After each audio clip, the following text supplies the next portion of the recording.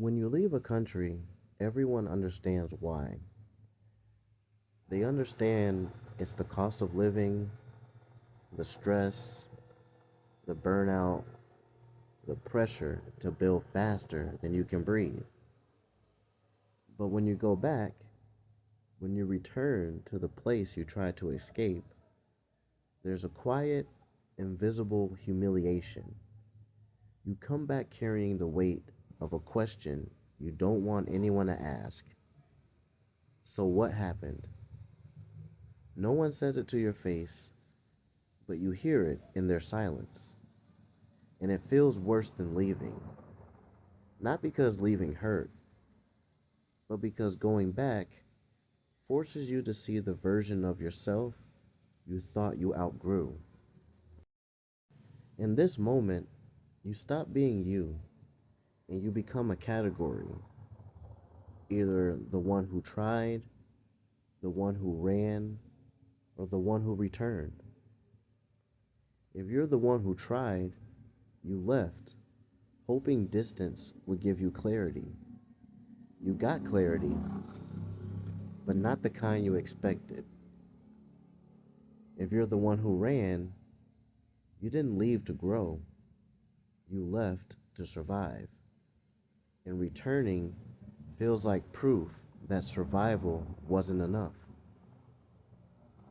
If you're the one who returned without choice, a job fell apart, a relationship ended, a plan didn't stretch as far as the bills, nobody in those three groups is a failure, but every one of them feels like one.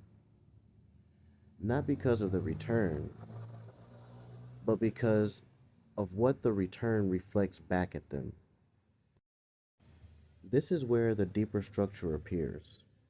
Not the story, not the geography, but the perspective. From an environmental identity perspective, you became a different person in a different place, a different routine, a different rhythm. Returning feels worse because it forces you to live in a version of yourself that no longer fits. From a social expectation perspective, people remember the old you. They expect you to step back into the costume you outgrew. And when you can't do that, it feels like the world wants the past version of you more than the present one. Then there's the internal narrative. This is the one that hurts the most. It's the voice in your head that says, if I came back, something must have gone wrong. Even if nothing did, even if the return was a decision, not a collapse, the mind doesn't care. It interprets return as regression. This is where it breaks, because leaving gives you motion, but going back forces you to confront reflection. When you left, people envied your courage. When you return, they question your direction, and you start to question it too. Not because you regret leaving, but because returning feels like reopening a room you swore you'd never live in again.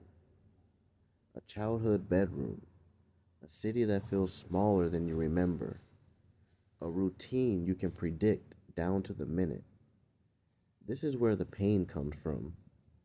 Not the place, but the shrinking. This is the part nobody ever prepares you for. Going back isn't failure, it's measurement. A measurement of who you were against who you became, against who you still might be. Going back feels worse than leaving because leaving lets you imagine. Returning forces you to measure. Leaving is a story about the future. Returning is a story about the past. That's why it hurts. That's why it feels heavier. Not because you went backwards, but because the world tries to tell you that you did.